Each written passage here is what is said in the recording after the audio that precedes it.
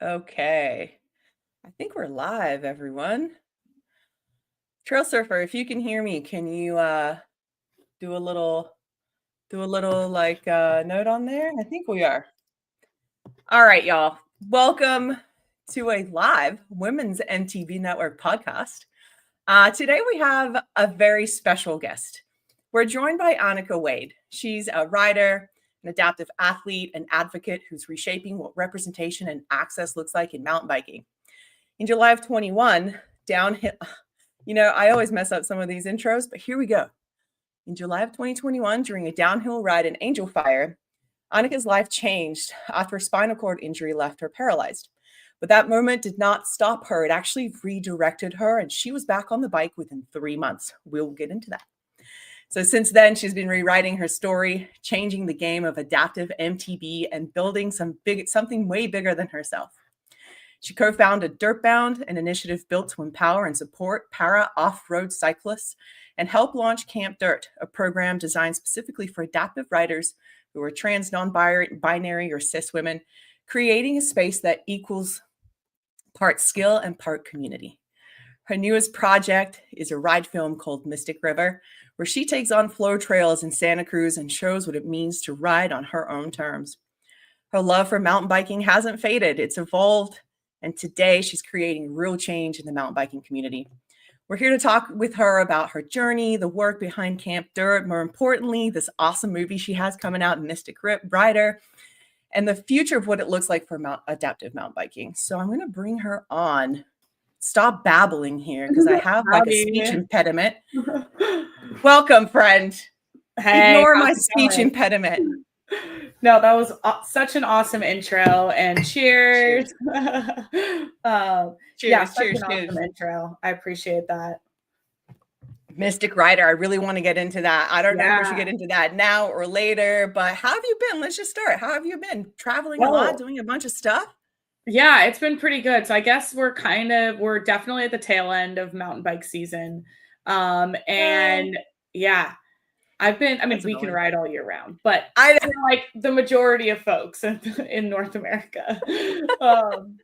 But I've been really, really, really busy. I have been traveling a lot, riding, going to tons of events. And so this part of my season, I kind of call like my athlete development part of my season, where I'm focusing on not like events for other people, but kind of stuff that I want to do personally as an athlete and way to like grow my skills. Usually like the first part of my season is just so jam-packed with activations and going to events, maybe racing, that I don't have a lot of time to like ride for me necessarily. Like, I can get like weekly rides in, but like the ones where you're like, okay, now I'm like pushing my skills and, working on something specific. So that's kind of where I am in my season right now. Yeah, I mean, you're right. We can ride year long. We're kind of spoiled here in California a little bit. I'm sorry. I feel bad for the folks who have to experience winter for long periods of time. Yeah. Like snow winter. That's what I'm talking about. So I want to dive right in. We've tried doing this podcast so many times, you and I, and technical issues and all kinds of things have come in, but we are here now and I'm so excited to have you. So real quick, I am incredibly inspired by you because I tell people all the time, you had this incredible gnarly injury, but within 3 months you were back on the bike, right? Like a completely different setup, different muscle groups, different everything. How, girl? Like that's incredible. So what was that like making that jump from, here you are at Angel Fire on 2 wheels and now you're an adaptive athlete. Like talk us through that. Yeah, I mean, the further out I am from it, I realize how that's not everyone's experience, right? But for me, it seemed extremely important for me to get back on a bike right away. So, it was like day 3 in the ICU, and I was on Instagram. I saw somebody riding an adaptive bike at Winter Park, and I was just like, okay, cool. My life is going to be fine. And I had already followed this like adaptive athlete before my accident. And so all of the pieces just kind of fell in place for me. And I just made it my goal to get back on a bike, get back in community, continue to live the life that I wanted to live. And so that set the trajectory of my recovery, of my focus, of my drive. And then, I got a bike like 3 months after my accident. Thank you, Pro Azumi. Thank you, Bryce. Thank you, High Fives Foundation. It was an incredible experience to be able to have the opportunity to get back on a bike and start living life. Yeah. And then I had to learn how to ride, Yeah. which, was actually like fairly frustrating. I mean, like, I'm not going to lie, because there were so many differences from riding a 2-wheeled bike to now my 3-wheeled bike. And Right. I suddenly was starting back on greens, was like working on basic bike skills. And so, I would really try to like be patient with myself, but there were some like really challenging rides within that first year that, kind of set the record straight for me that like I am a beginner, and I have to like be really humble in this process. And I think now I'm like, 4 years out from my injury. So like 3.5 years, riding this bike. I'm kind of at the point where I am like, okay, it's not the same, but now I'm starting to ride the trails that I like wanted to ride before my accident, right? Like I'm back up to riding like technical downhill. I'm back to riding like these crazy cool features. And so it feels good. And I think I'm at the point too where like, I'm absorbing these skills and like working on, specific, body positioning things. And it comes from a place now of like being excited to work on them versus like being like, oh, I'm starting all over again. And like, I used to know how to do this, but I think now it's like, all right, I can do this, and I'm doing this for like X, Y, and Z reasons. And I'm not like in competition with my previous self, which I think I kind of was at the beginning of my injury. It was like, how quickly can I pick this up? Where, now I'm just like, all right, this is just a new trajectory. Yeah. And at what point did it go from like this frustration to relearning to thinking like you're just having fun on the bike, right? Because often I was having a conversation with someone the other day where it's like, there's this culture in mountain biking where you have to shred and you have to do these gnarly things. And it's like, no, dude, I love flowy blues. Like I would love a green trail because you're having fun, right? So when did that switch for you, for that frustration of like, oh shit, I gotta relearn this, to, oh, I'm having a great time and I love doing this? Yeah, I would probably say sometime last year that started to kick in. And then this season, I've really tried to embrace that. And I would say definitely like, it's funny, it's like really in the last like month and a half where I've come like kind of full circle where I am feeling that a lot more on the bike. I'm more connected to myself on the bike. That's not to say I wasn't having fun before, right? But right. it's just like I've kind of just turned this like new corner in terms of my skills, in terms of my relationship with mountain biking. And so yeah, it took a while. I mean, you just got to keep showing up, right? And like that's how we are on the bike. Like some days are good days and some days are bad, but you have to keep doing something to get better at it. And I know that. And sometimes it's like so hard to remember that when you're in the moment. You're like, why can't I get this? But then you're like, that's right, I have to like keep showing up. It's like, what is it, 10% or 1% better, each time you do something. And so I think I'm at the point where I'm like, all right, yeah, like that's kind of where I am.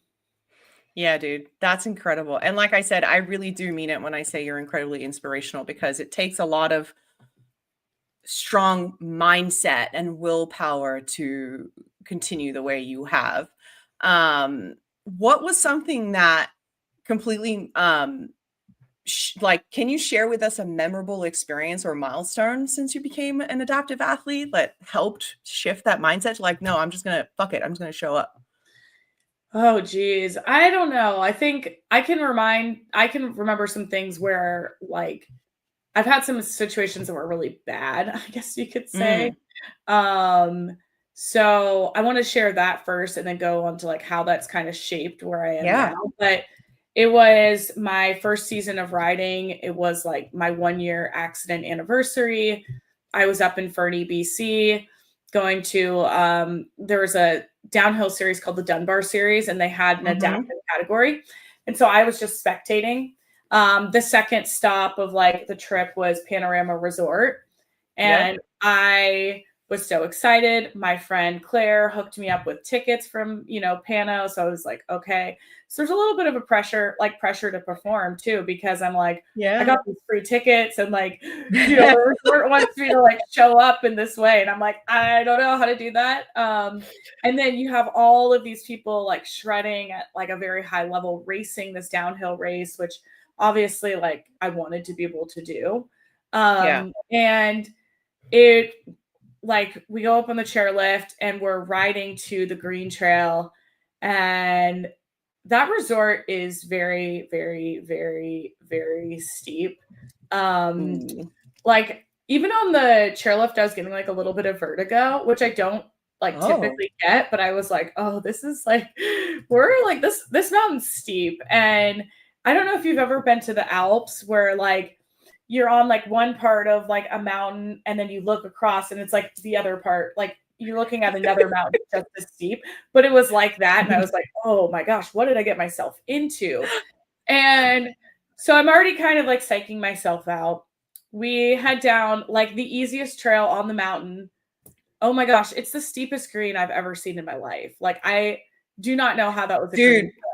Yeah. That's what scares me. If I ever go and ride in Canada, I just real quick anecdote, I feel like I would shit myself because when I rode in Santa Cruz for the first time, I was like, how the hell is this a blue trail in Santa Cruz?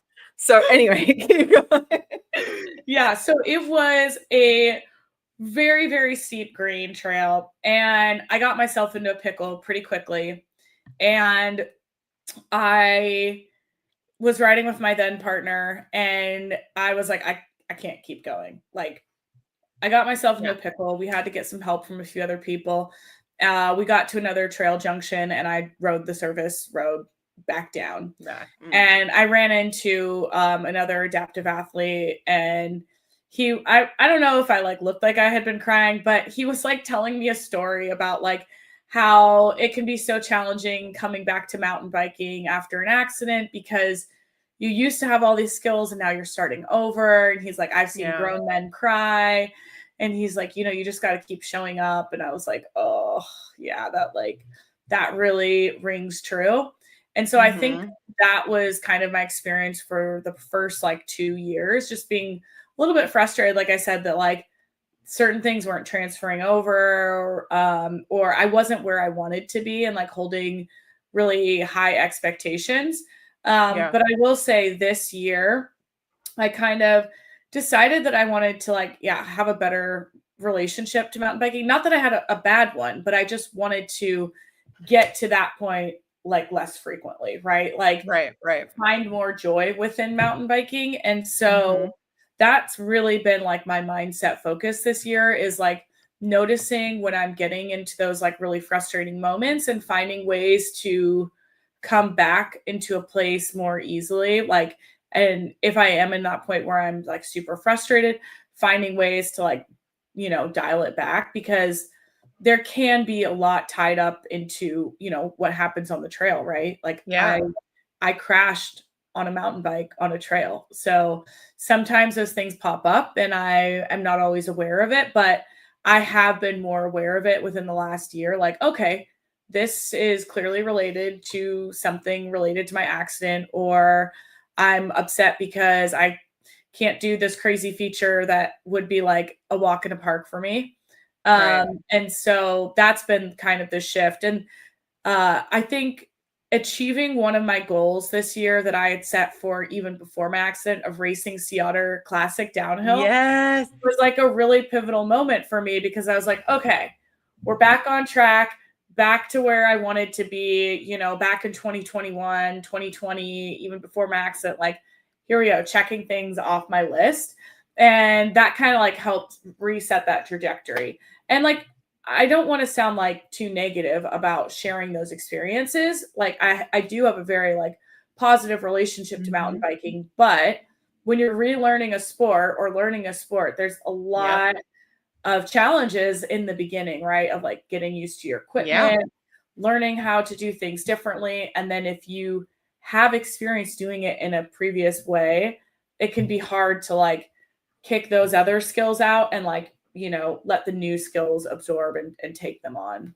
Yeah. No, I don't think you're negative at all. I think you're incredibly realistic and very honest and candid about something that is challenging, and not a lot of people understand that. And I'm gonna keep coming back to this, and it's no lip service.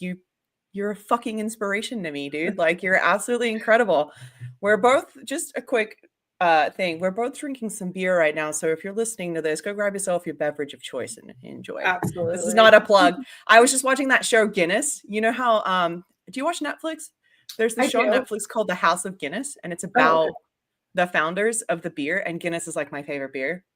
And so now I'm drinking one. Anyway, we should get back to so Trail Surfer, actually, he's so cool. It always comes on the pod. He always asks questions like, is your bike an e-bike? And that's actually one of my questions for you. Like, I would love to talk about your setup, because I know that there are a variety of different e-bikes or adaptive bikes, right? You've got your quads, your tris. So what is your bike of choice? What does your bike setup look like? Yeah, absolutely. So I have two different bikes. They're both made from Bowhead, and they are trikes. So there's two wheels in the front, one wheel in the back. There's shocks on every wheel. The bike is no wider than a traditional like handlebars of a mountain bike. So that's super awesome. So I'm able to fit under, most trail conditions. And my camera's doing that thing. Hold on a second. Oh, where it like follows you? Yes, it's so annoying. I'm like, I don't know. I knew this was gonna happen today. I was like, it's gonna do that. And Well, this is what happens when we do live pods. It's awesome because it's candid, it's unscripted for the most part. Let's try except for my butchered intro. No, it didn't. Okay. I will try to stay very still and work on this in the background. Oh, you're fine. You're fine. It's the worst when it like does that when I'm in like a meeting, Yeah, and I'm like, it like follows around and then it's moving and people are like very confused at what's going on, and I'm like, I'm really sorry. So yeah, okay. So my bike setup. Yeah. Two wheels in the front, one wheel in the back. It has amazing articulation, so it kind of moves with the trail, so I can go off camber. Really good for cornering, really good for technical downhill. Oh my gosh, like it's just amazing. And it is electric. So I have one bike that's fully electric. There's no like human input in that. That one kind of runs more like a downhill enduro rig. Just kind of based on its like suspension and kind of how I have it set up. And then I have another bike, which is hand crank. And that one, I self-propel, and it has a Bosch e-bike system.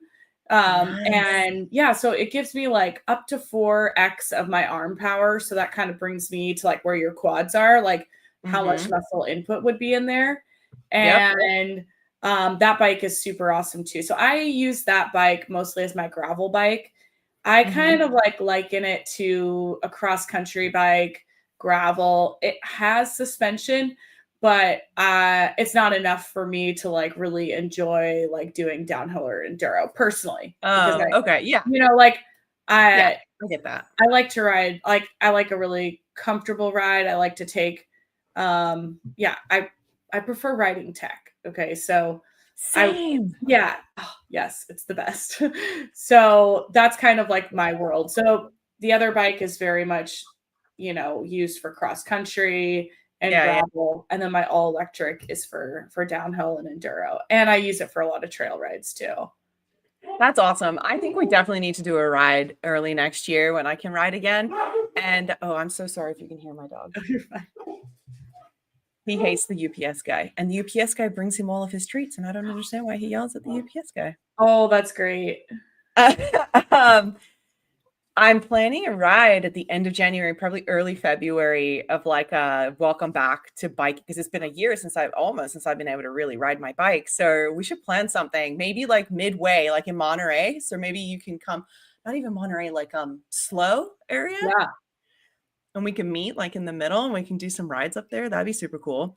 that would But be hey, in really terms fun. of tech, did you see that BLM has opened a bunch of trails to e-bikes in Moab? Oh, I didn't see that.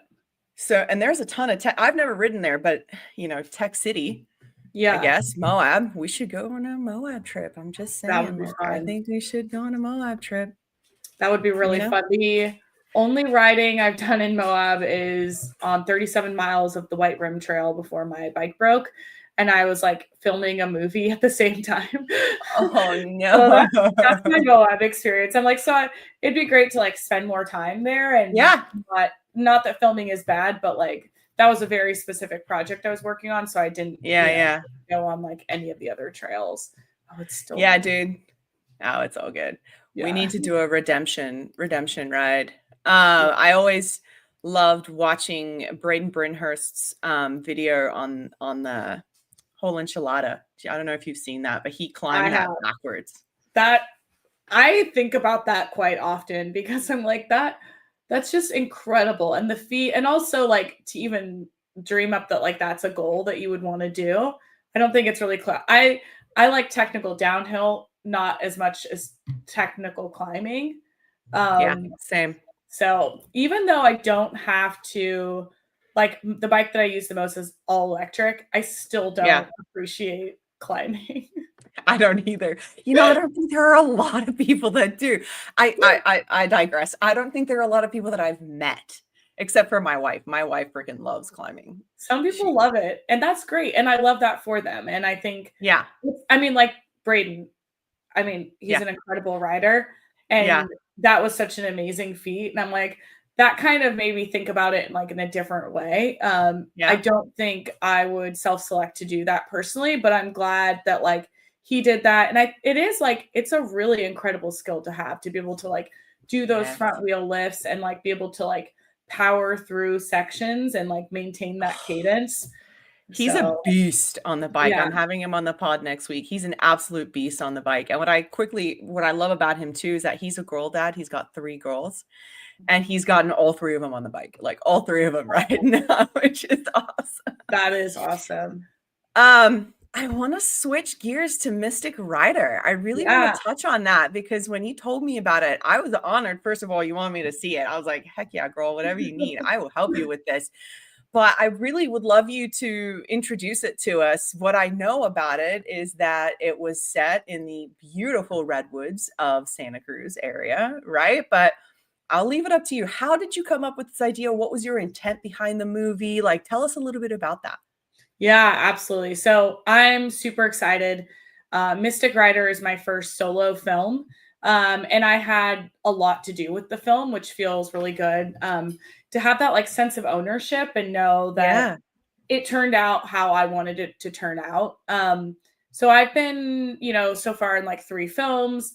And there's always been like, a dialogue component to it. And I decided that I didn't want to do any talking. I didn't want to like share anything about my story, like in a traditional way. Yeah. But I wanted to focus on riding and just showcasing the joy of mountain biking. And I happened to use an adaptive mountain bike. Yeah. So that was kind of like the idea. I met Jay a couple years ago at a mountain bike festival. We had followed each other online previously. And I kind of, after the festival, I was like, hey, do you want to work on a project with me for Sierra Nevada? And so we shot a campaign for Sierra Nevada for Trail Pass, their non-alcoholic beer. Yep. And then very quickly, I was like, I want to shoot a movie in the Redwoods. And he's like, the Redwoods? He's like, they don't shoot very well. I was like, okay, but it's kind of What my do you dream. mean? Well, they do, but the lighting is very challenging, right? And so Right. and photography, it's not even always about the features. It's about where the light is The and light. tracking that. And the redwoods, just with their canopy, it's like it's a very challenging environment, which we found out. Yeah. Like We were running all over that trail system, being like, okay, the light is going to be here at 4:30, here at 2 p.m. And our Oh shot my list was God. like corresponding with where the light was going to be on these sections of trail. Yeah. But yeah, so that was kind of my idea. I was like, I want to shoot a movie in the Redwoods. And so we started working on the process. And so I learned everything from, how to pitch to, Yeah. securing the funding to working a little bit on production to working on the mood board, learned about writing a log line for the Yes. film. Yeah. I mean, just like There's so much. the full spectrum of it. And then to distribute the film on my own. Mhm.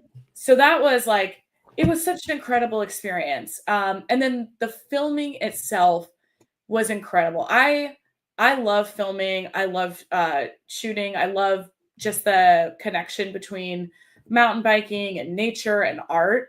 And so I was really excited to be able to have a project that allowed me to like be creative within this space.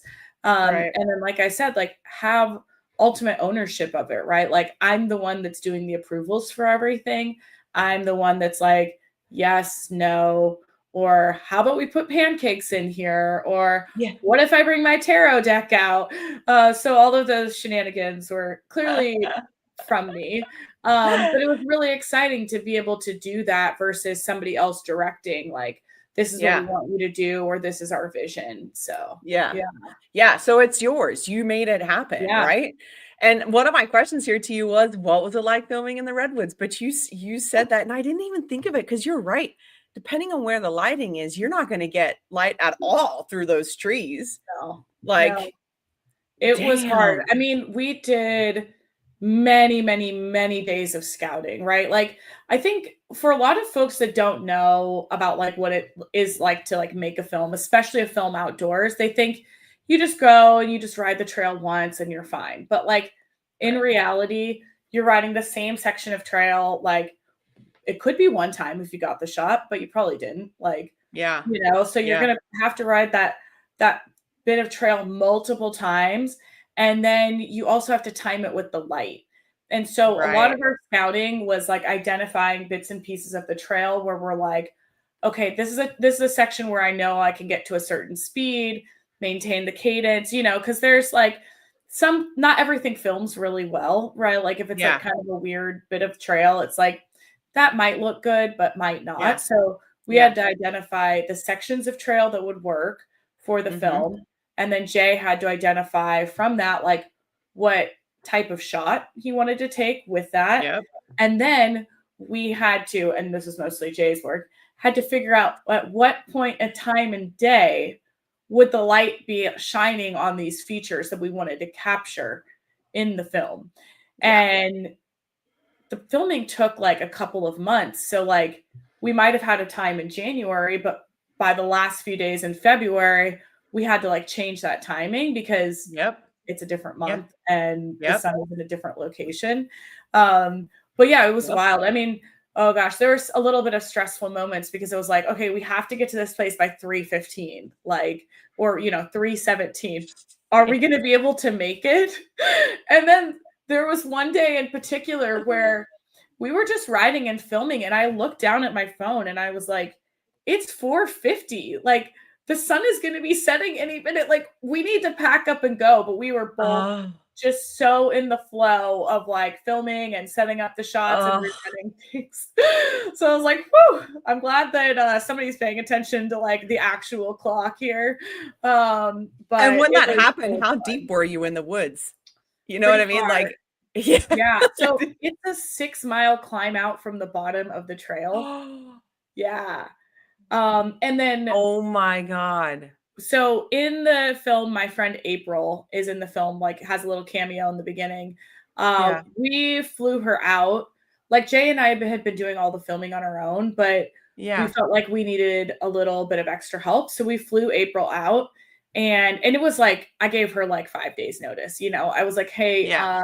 can I fly you out to California like real quick? And you're Yeah. gonna be like unfortunately working the whole time and like probably not gonna like get to hang out very much. Like we're gonna be next to each other, but like we're gonna be working. Yeah. Yeah. Yeah. And thank goodness April was into it, and like she provided such an amazing service, and like I don't know if service is the way, but she was like such a great support in so many ways. But that day, one of the days that April was in town, I had been not really paying attention to where my battery was on my bike, like how much I had left.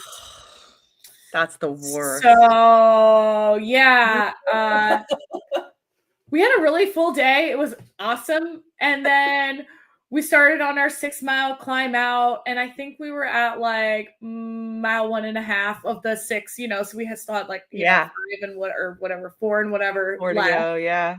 And my bike started to die. I was like, oh no. So what did you do? Did someone tow you out? Yeah. Jay and April had to tow me out. And I'm so grateful for them. Please tell me there's B-roll of this. I would love to see. We do have a video of it.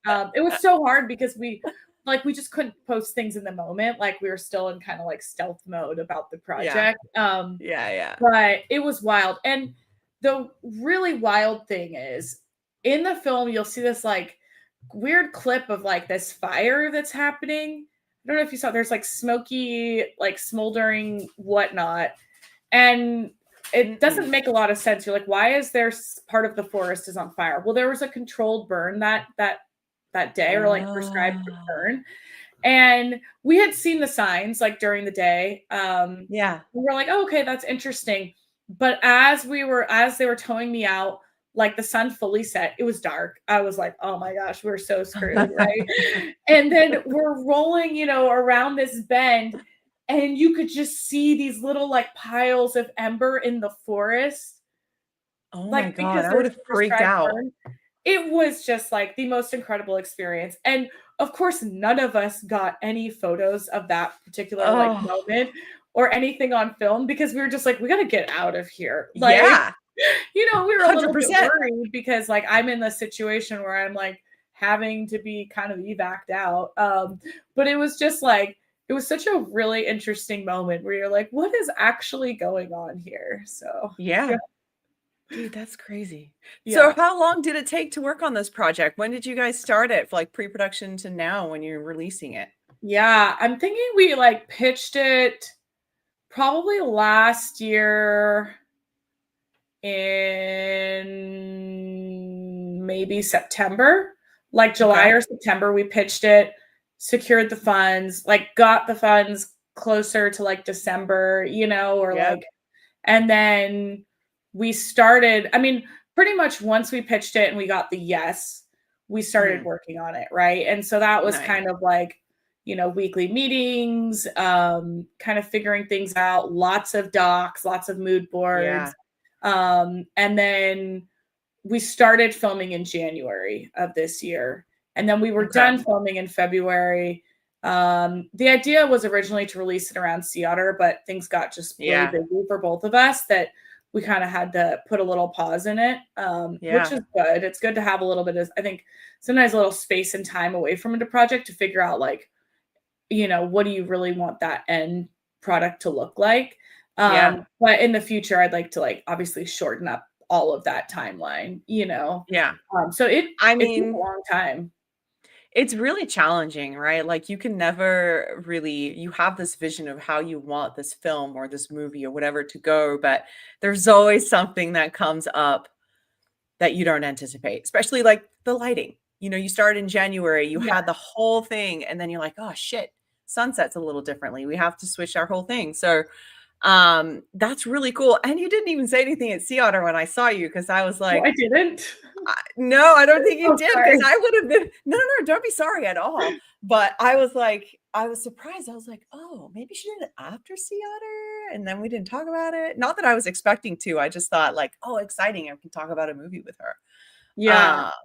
I had like a 15-second cut down to show like some of my different sponsors at Sea Otter. So it was like nowhere near what it is. It was just like a little like, hey, this is what I'm working on. Get ready kind of thing. Like it's coming. It's happening. It's coming. Yeah. Like I said, it was it was such an exciting thing to work on. And my goal is to do like 4 of these a year. And Yes. just be able to showcase different trails. Like I said, tighten up that timeline, Mm-hmm. and just get better at it. And like I said, I love filming. I think there's something really fun about kind of like nailing a trail and like working on Yeah. your different cool things. And like there's so much room for improvement, right? Always. And so for me, I'm like, I'm just gonna put that into the next product or next project. Yeah. Yeah. Yeah. I'm definitely going to be picking your brain about this Kilimanjaro thing I want to do Yes, next year. We'll please do. have to we'll have to talk about that for sure. So real quick, since we're talking about sea otter, Mhm. what was that like? Your first race as an adaptive athlete at Sea Otter would have bet the best stage to do it in, Yeah. right? You came in second, if I remember Uh, right. I think I came in third. I I don't came in remember, third. Yeah, I was like, "Where's my but trophy?" still, Yeah, third. how Yeah, was so that I experience? I have raced a couple gravel races as a para athlete, and then I did an Right. enduro last year. Mm-hmm. But downhill has always been like the racing discipline that I've wanted to try. Yeah. And it was a goal of mine before my accident. Like that was actually when I first started mountain biking, I was like, I want to race the Otter Classic downhill. Yes. I don't know. It's it's an interesting downhill race because it's not super technical, Mm-hmm. and not like traditional. It's not like watching like World Cup downhill. Um, Right. but it is what it is. So that first like run that I did, like we can't really do course walks because I don't walk, right? So it's a course ride. So you're Is that what pre-ride. it was? You Yeah, and you're pre-riding. just like, oh my gosh. I was like, wow, yeah, YouTube and GoPro videos really flatten this out. So Yeah, it's I the was a GoPro little shocked. effect, right? Right. The GoPro effect was there. I mean, it's not super steep, but like the videos really make it look like it's just straight and flat. It's not. It's like still very much a downhill race, which was exciting. But Yeah. there was Yeah. like one corner in particular, I was like, oh, this corner is like gonna be the death of me. And like, because it was so dry, so dusty, so blown out. Oh But it god. was so much fun. I love it because it's one and done. It's like Yeah. there's not multiple stages. It's not an all day thing. Like you can race and then eat lunch and then go home. Yep. So that was fun. I appreciated like all aspects of it. I'm gonna probably hopefully be able to race it again next year. Yes. And then outside of racing, like you saw, I was just like busy doing all sorts of things. So Sea Otter is Yeah. like it's always a really great way to like kick off, the bike season. Yeah. Yeah. That's exciting, dude. That's so exciting. I want to be there next year to actually film you this time Yeah, doing that would that. be great. Doing that. Let's switch gears real quick because I really want to talk about Camp Dirt and all of the great work you do with that. What made you want to create this adaptive camp for riders? Like, was it a need thing? Was it something you want to bring community together? Like, what was the thought behind that?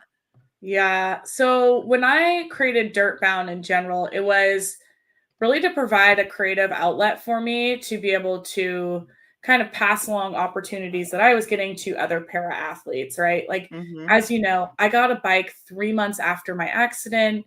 I was back on the trails, I was back in community. And that is so rare for individuals that have, experienced tragic accidents or, acquired disabilities or individuals that, have congenital disabilities. Like, I Yeah. an incredible experience in being able to like be brought into this adaptive world so easily. And so Mm-hmm. it's always been a goal of mine to figure out what can I do to bring more people into the sport and to provide a really comfortable environment for people to do sports because I know from my experience like learning a new sport is not easy. Even if I do have a Yeah. mountain bike background, I still had to start where everyone else starts, right? And it can be Yeah. so intimidating too. Like you Yeah. show up in a new place and you're like, who are these people? Like, Mm-hmm. what's going on? You're reminding yourself to breathe. Like, Yeah. your coaches are like, breathe, and you're like, I'm trying. So it can be super duper challenging. And so I wanted to create Dirtbound to, like I said, bring more opportunities to folks. My first year, I did the adaptive team at Steamboat Gravel, Mm-hmm. their off-road team. Yeah. And I was like, that was really fun.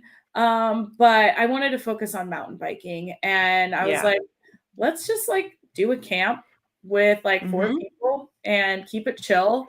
And the whole idea is to have fun and just vibe and eat good food and ride. And so Yeah. that's what Camp Dirt was essentially for.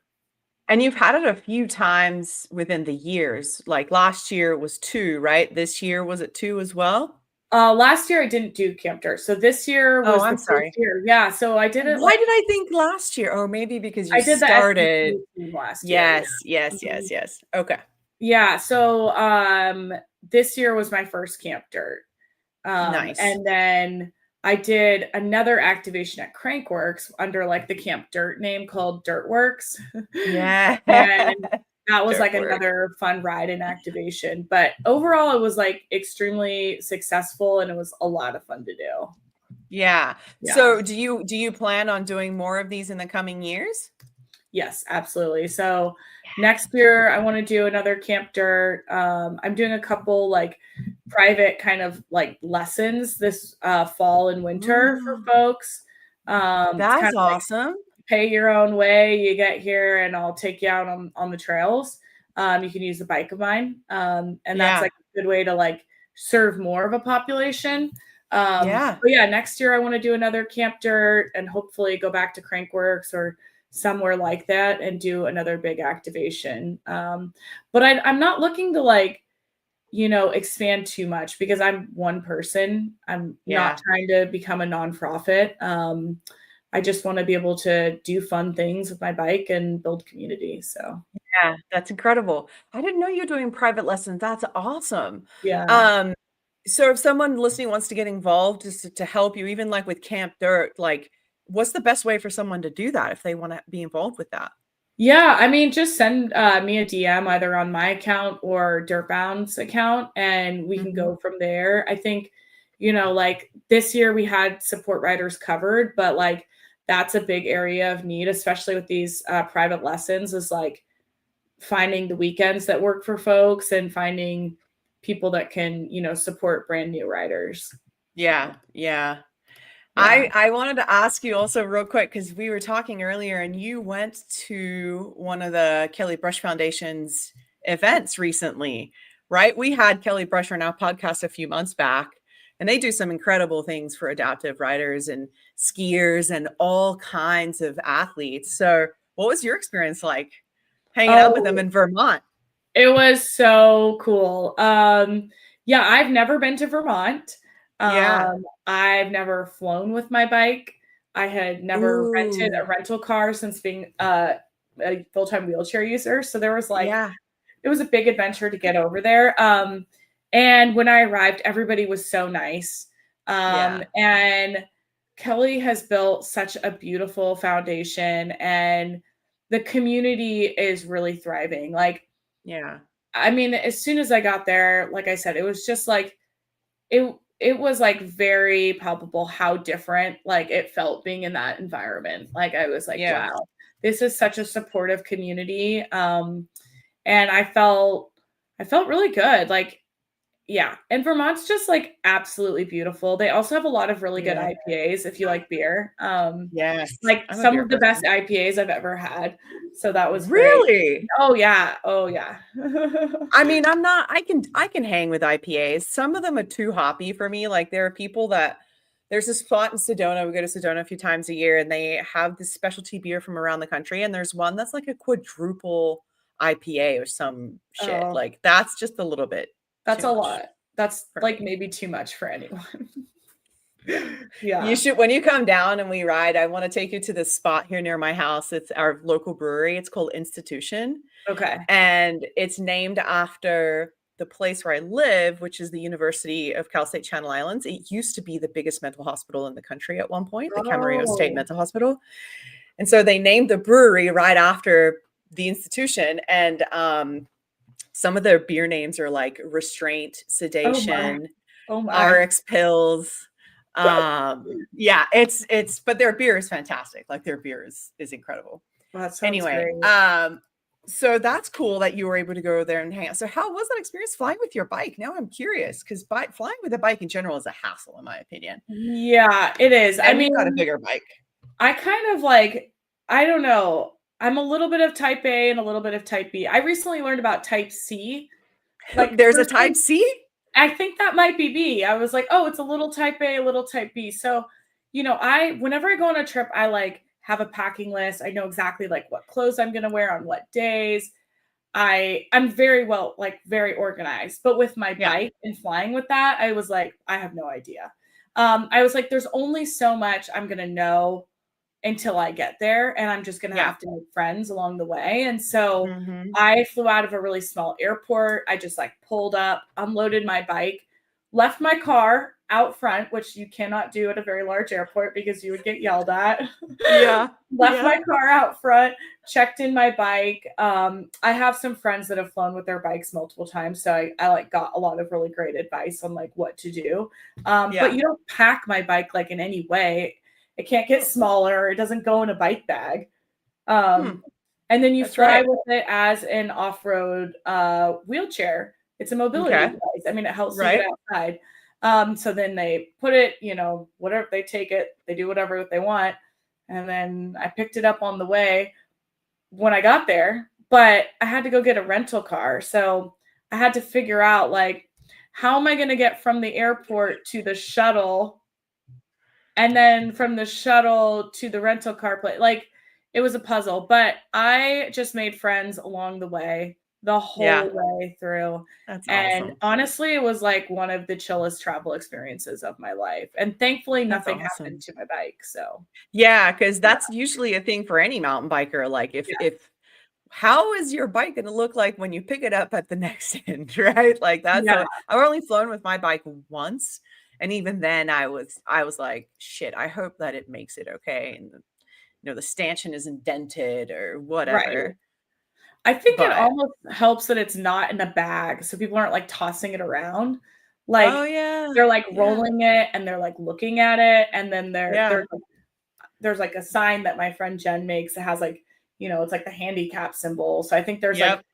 some heightened awareness around, like, "Oh, this is important," and so I Yeah. think all of those things kind of helped it. I do know some folks that have had some experiences where, like, things have happened with their adaptive bikes. But I mean, we're Yeah. all kind of beholden to whatever happens when you check a bag, Yeah. Yeah. unfortunately. Yeah. Yeah, it's nothing you can do. Although, you know what? I once saw this video of how amazing folks in Japan treat bags at airports. They're like Yes. super kind with it. Yeah. Man, I want to go to Japan so bad. Jess Hana was just there with Tony.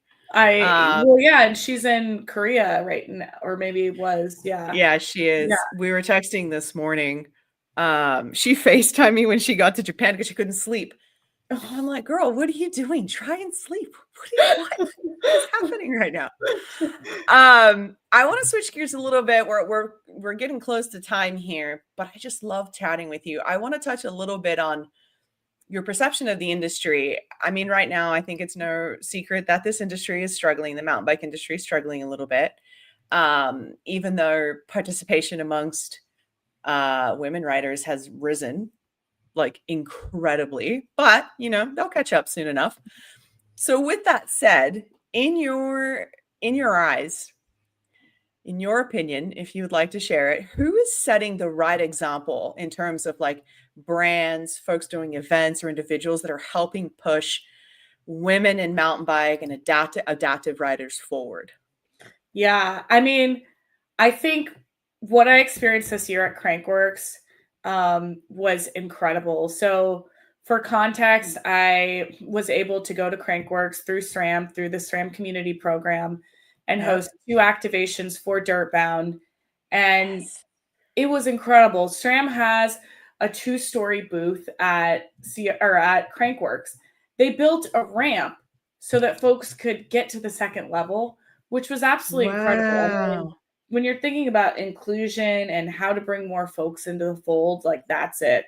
I like make a joke, like they rolled out the red carpet because, like, SRAM is Wow. red. Like everything they do is like, red and branded red, but they Yeah. literally rolled out the red carpet for us. And Jen and Alicia just provided so much support to folks within the community program. So we started planning like, back in like January, February of this year for the August event. And we had monthly meetings. We had, at some point that cadence, increased. But it felt really good to have a brand partner work so closely with you on an activation and like listen to what you want. You had input. And then when we showed up, it was like that didn't stop, right? Like we were fully welcomed within the space. We had opportunity to network with individuals and increase kind of like the visibility of the projects we were doing. And I think from like an adaptive standpoint, like it was really cool because there aren't a lot of activations around adaptive riders, right? Like when I was planning the activation, a lot of people were like, wait, why do we want to show up? Like, why can't we just go ride the park? And I was like, please. I was like, there's free lunch, there's free coffee, there's free breakfast, because it's just not a thing that people have done within like adaptive mountain biking yet, right? Like in upright, non-adaptive mountain biking, you're used to like, head over to X and X booth and grab some swag, or there's an ice cream social, or come get your poster signed. Like these things are more common. Like, you've been to Sedona Mountain Biking Festival and you're bopping around to different things at different times. You're going on the ladies all ride. Like, and so it's so exciting to be able to like host an activation for adaptive riders at this large scale event and have a brand be like fully about it and fully in support of it. And so I have to like continually like tap my hat, or tip my hat to SRAM for that, because that was incredible. And Indigenous Women Outdoors had their large activation on the first day of Crankworks that SRAM supported. Live Ladies All Ride does an A-line ride, and that left from the SRAM booth too. There are other groups there, Aero Project, Minority Mountain Bikers, War Paint.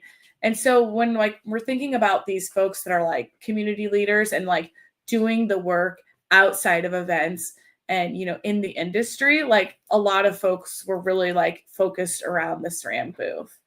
Yeah, that's incredible. Yeah, I've seen SRAM do some incredible projects, especially with the World Bicycle Relief. I know that they're a branch. They work together with that too, and the World Bicycle Relief do some incredible work around the world. They really are a World Bicycle Relief when you think about it. But that's incredible.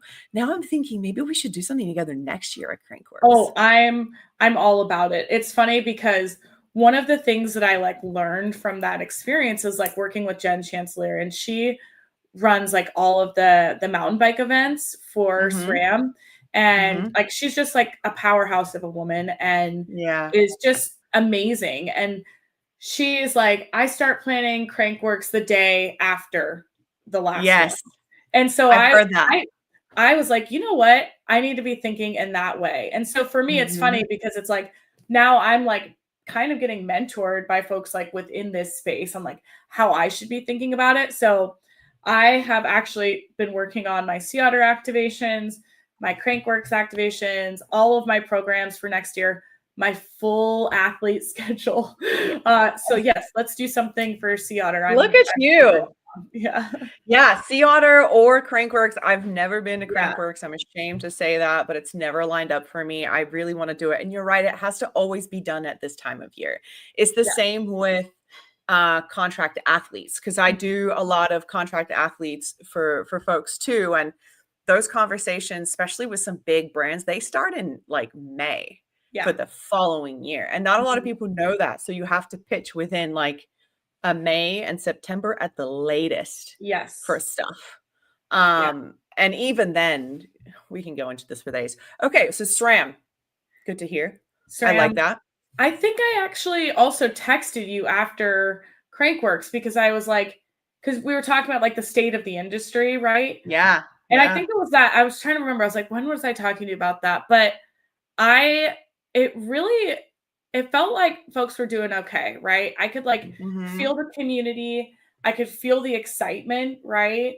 And I think that there's a lot of opportunities for brands to work with people. There's still so much going on. I think like as an athlete, as a community organizer, or creators, like you just need to get creative and like what it is you're working on, and like, continually working on those like self-marketing skills. But I mean, I saw the industry show up at Crankworks in such an amazing way that really gave me hope for this next year. I was like, okay, we might not be fully back. Tariffs are obviously starting to impact us. We still don't know. I know it's like, that's a whole other conversation, but I did feel like you could see the numbers there. You could see the excitement. There was a lot of, feedback between the folks that are just coming to spectate, from, the professional athletes to the brands, that felt really, really good. It didn't feel like things were dying down in any regard. So that's great. That's really good. I mean, for us personally with the network, I've taken a break since probably April. And in terms of even finding funding, like I'm going outside the industry. There's just nothing within the industry so far, but that's okay. There's nothing wrong with that. Folks are just trying to survive at this point. Brands are just trying to survive. But I love that. Thank you for sharing that with us. I have one more question for you, and then I want to jump into some rapid fire questions. Okay. The ones where you got like 1 second to think about things. No. Yeah, we can do that. So the last one I have for you here is, when things get tough, what keeps you grounded? Ooh, that is such a good question. I had a friend ask me that the other day, and I was like, thank you for asking that. I was like, let me think about that. But I think, I think like one of the things that I've employed really heavily since my accident is staying present and being present. And it's like, there's so many things that are going on in your own personal life, things that are out of your control, things that are going on in the world.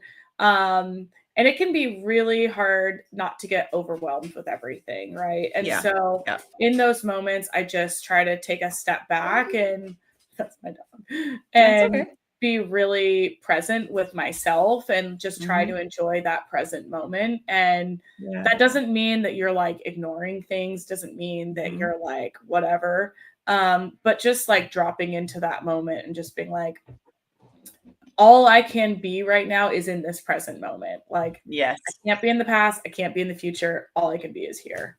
So that's incredible advice, because I feel it's the same way, and it's the hardest thing to do. To take a step back and just be present in that moment. It's very hard to do. So kudos for you. Kudos to you, dude. That's incredible. Now with more of a lighthearted round of questions here. Okay. All right. Are you ready for this? I don't know. Am I going to know the answers? Well, I guess I have to choose them. Yeah, it's nothing tricky. It's just more funny and humorous than anything. Okay. Mountain or desert? Mountains. Oh, yeah, mountains. It's like catches you in a second, doesn't it? Yeah. Favorite trail snack? Untapped maple. Untapped maple? I've never had that before. Yeah. Okay. Oh my God. Yeah. When we ride, I'll hook you up with so much. So untapped maple. Yeah. Dream trail or destination ride? Dream destination, something in Australia. Yes. Yeah. That's where I'm from, right? I know. It's like always on my mind. I'm like, we need to plan a trip. Yeah. We just need to plan like all these trips, because I need a riding buddy, and I think you'd be a perfect riding buddy. Honestly. Let's do it. Yeah. Coffee or electrolyte mix? Coffee. That's a question. Really? Wait, what? Yeah. Coffee or electrolyte with coffee. Okay, but I will say Untapped has a syrup that is syrup with coffee. Oh. So you get the best of both worlds. Yeah, you do get the best of both worlds. Dream trail. No, I already asked you this. Song that always hits before a ride. Franklin's Tower by Grateful Dead. Nice. That's the song I listen to if I'm about to like hit something that I do not think I can do or I am scared, I just blast Franklin's Tower and it like puts me in like a state. That I That's found so out good. that I out love this year. that. I was like, wow, that's like my infinite life hack is like Franklin's Tower. And I turn it on. I'm like, I'm fine. So yeah. Okay. Who's someone in mountain biking that inspires you right now? Brooklyn Bell. Always. Yeah. Yeah. Yeah. When you're not riding bikes, what would you be doing? Like in life? Mm-hmm. If you're not riding bikes, what can people find you doing? Oh, cooking probably. Yeah. Nice. What's your favorite thing to cook? I cook all sorts of things. I've been baking this year a lot. I Yeah. like to make like massive amounts of bagels. This is going to be a little bit a short tangent, I promise. But I taught myself how to bake this year. Very quickly started baking bagels. And then during the winter, I would like set aside like one day a week to like basically pretend like I owned a bagel shop and bake like all day and make like 20 bagels and That's take like little amazing. breaks like I was like That's- on shift. Yeah. Sorry, I'm trying to get my dog to. Can you hear his squeaker? Oh yeah. It's not too bad, but yes, Okay. I can. He gets bark boxes, and today there was like this big squeaker in there, and he just loves that stuff. Okay, so finish this sentence. This is the last one. I mean, I have a ton, but I don't want to put you through any more of these. Finish this sentence. Mountain biking feels like Joy. Oh, I love that so much. Oh, dude, you're the best. I appreciate you so much taking the time to do this. It's a long time coming. And you know, we can keep talking for hours. Honestly, I think we can keep going for so much longer. Totally. Maybe we can do like a trailside chat or something like that. We should absolutely do that. I'm going to steal Jess Hanna's idea of between two berms. Oh, yeah. I'm going to just tell you that right now. I'm telling her. Jess, we're coming for you. I'm stealing your idea. She didn't trademark it? No. I'm just kidding. Jess, don't be mad. No, Jess is awesome. She'll probably just crash it. We're doing something and she'll come. Yeah, that would be fun. No, we'll have to do it again. Yeah, thank you so much for having me on. I'm like super excited and glad, like out of all the times that we've like set aside to do this and the time that we kind of did, that we're recording today. So I mean, I still see it as a win. We got to hang out. We got to talk about bikes. We got to talk about all the cool things you're doing. So it still works. Yeah. All right, my friend. Thank you so much. Have a great night. I'm going to end the stream and just hand back for a little bit for me. All right. Sounds good. Yeah.